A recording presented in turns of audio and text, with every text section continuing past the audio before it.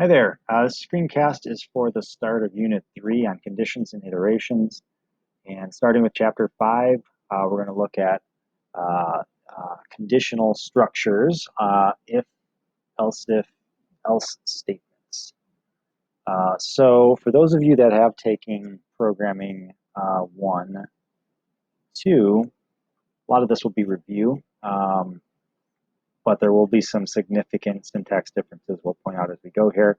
The if statements is going to follow the same type of a logic structure as you're used to. The syntax is just a bit different. So in Java, the expression that follows the if keyword is going to be surrounded by parentheses, and any corresponding statements are going to go beneath it, directly beneath it. And some major differences are that there is no colon at the end of the if statement. The else if statement is not elif, but rather the words else if, and then your statements are going to be grouped by blocks and not by indentation. Right? Recall that indentation doesn't matter in Java.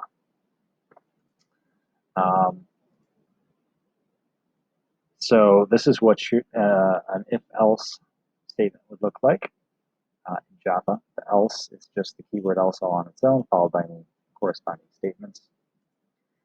And as mentioned just a moment ago, the else if is going to look like this, rather than your elif, followed by any expressions with the statements directly beneath it. Careful, the order is important. Blocks in Java should be familiar, just like a block, the scope of a method has the curly braces. Blocks that go with your if statements also use the curly brace. So any statements that go with the if can be grouped together as such, and that's how you'll most often see it written, which means that any statement, including other conditional statements and other if, can go in the block as well. So we can nest these if statements. Now, the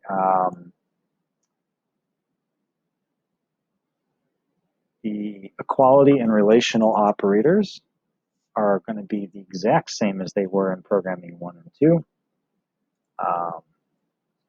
See more here. So the equal to operator is going to be the double equals. Not equal is the exclamation point equals. And then all the greater than, less than symbols are the exact same as well. So nothing new there. And we'll look at those as we go today here.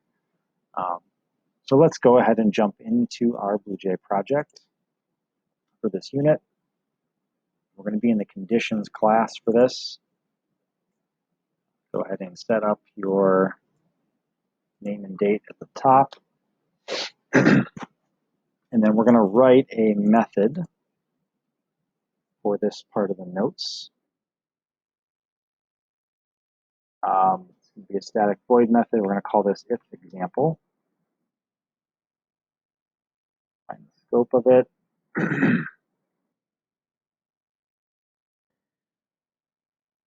All right, and then in this if example, we're going to use the math.random to generate a coin flip. The math.random, you'll recall, is on your Java quick reference. So we can use that math.random to generate a random coin flip. Look like this. Or variable to store the coin flip in. Pass to an int. Call math.random. Generates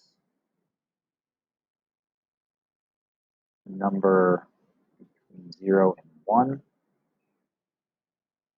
Right, if we multiply by 2 and cast to an int, we get either our 0 on the low end or our 1 on the high end.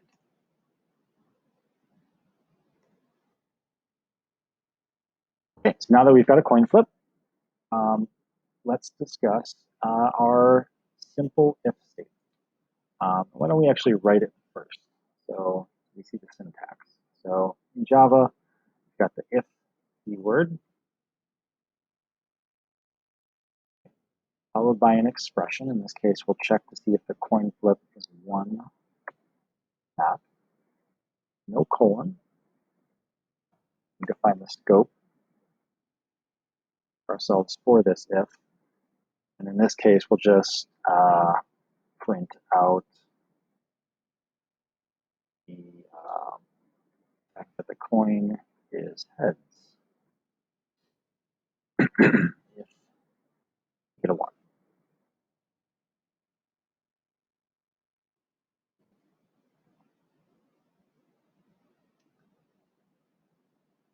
Okay, so there's your syntax for a simple if statement.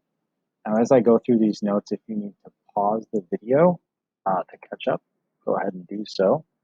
I'm going to go ahead and copy and paste in here.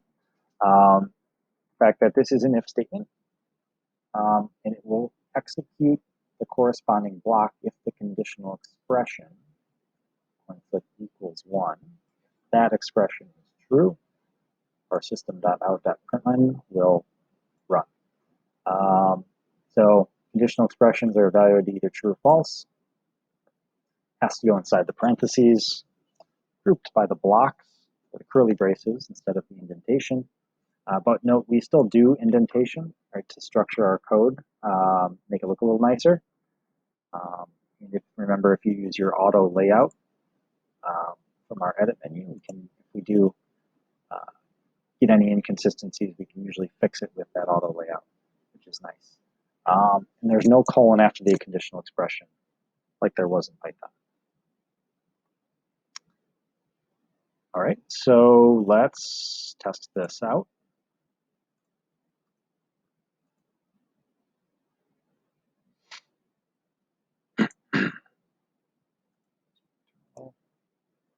Okay, I got nothing. So remember, if the statement is false, in this case, nothing would happen. So that makes sense. All right, we might have to run this more than once to get this to actually happen. Run it again. I got nothing. Get lucky here. Run it again. Okay, I'm 0 for 3. Let's see. Run it again. All right, winner, winner, chicken dinner. Coin is heads. Took me a while there, but yes, that is actually working. All right, I was getting a little concerned for a second. But yeah, okay, so finally this was true. That the coin flip was 1, therefore it prints out that the coin is heads. All right, so that's your simple if statement. Myself some space here. Let's look at now an if else statement in Java. Else statement, the else block is going to execute when the condition is false. All right, so we're going to go ahead and copy this down here. I still want to check if the coin flip is 1, but I've got an alternate scenario here. So one of these has to happen. Right? When you flip a coin, either heads or tails, right?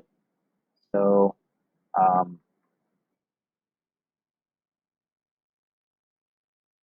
going to go ahead and print coin is tails. In our else block.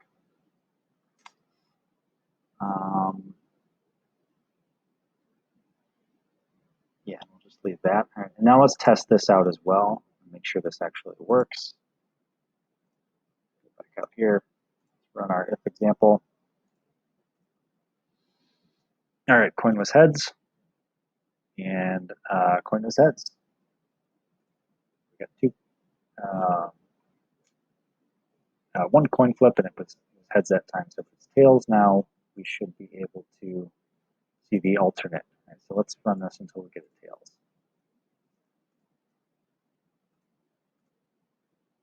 Okay, I got lucky that time. So coin is tails. All right, so far so good. So we've got if, simple if. Now we've got this binary choice. It has to be one of these two with an if else. All right, and then we're going to need a scenario for our elif. So with a coin flip, that doesn't quite work. So we're going to move on to a dice roll instead of a coin flip here. And we're going to model rolling a four-sided die. So I copied a little bit too much in here, but go ahead and write this. Go ahead and put this code in here to, instead of a 0 or 1, now we're going to get 1 through 4. So remember, math.random returns between 0 and 1, right? And then we can multiply by 4 on the low end is going to give us 0. On the high end is going to give us like 3.999 or whatever. If we add 1 to that and then cast to an int, we can get our 1 to 4 range. Now we'll look at, using this example, our if-else statements. Not if, if-else. Okay, so starting out with an if.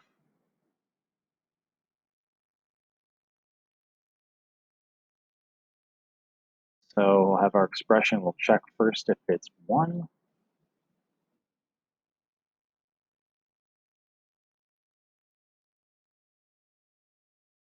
It ends up being a 1. Go ahead and say I rolled a 1. Java. Else if is our keyword for our next scenario of a die roll that might be a 2. Define the each here. So could roll a 2 as well.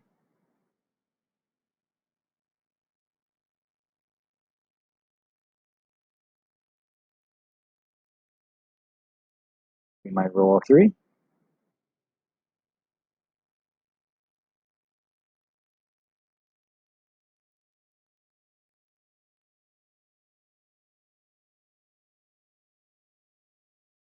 And if we have a 4-sided die, there's only one other alternative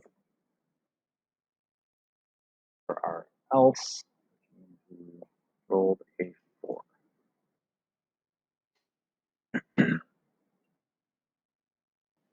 Okay. Let's test this. See if this works.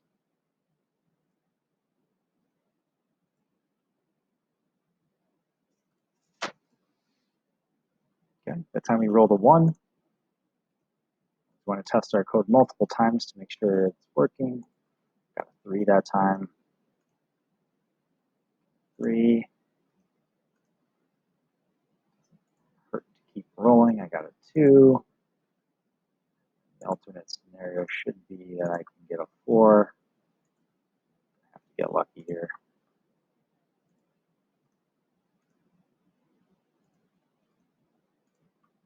There it is. Got a 4. So now we know that all of our scenarios work, and we're happy. Okay.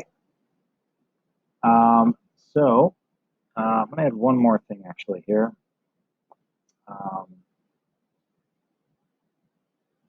Yeah, so I'm going to go ahead and add one more note about if statements. That's the fact that, go back and check our coin flip here. Go ahead and actually refer back to the coin flip for this part. So back in the context of our coin flip, remember we flipped at the top of our code.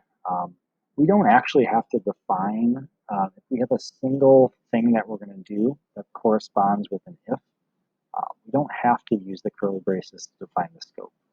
If we have a single statement, like we just want to print something out like coin is tails, for example,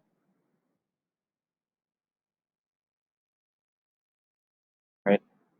We're not required to, this will compile, we're not required to use our curly braces.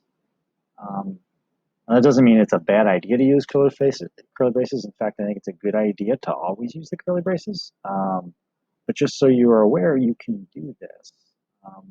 Now, problem could occur if you get in the habit of doing this and forget to actually use the braces, right? Because if we do this, let's say coin is tails, better luck next time, if we were looking for a heads, right? This statement, right? Remember, indentation doesn't matter, right? So this statement might as well be over here, Java, right? This is outside of the scope of this block, right? And if we run this, this code is always going to run. And this will only run conditionally if the coin flip is 0. So you need to be careful about this. My recommendation would be just to always use the curly braces, but you're going to see it where they're not there. So they're not required, but they're a good idea. Right? This could be a bug that you would run into if you left them out. Okay? Might be a nice idea to just run this code and see this bug, encounter this bug for yourself, so you can see it happen. But that's the end of this first part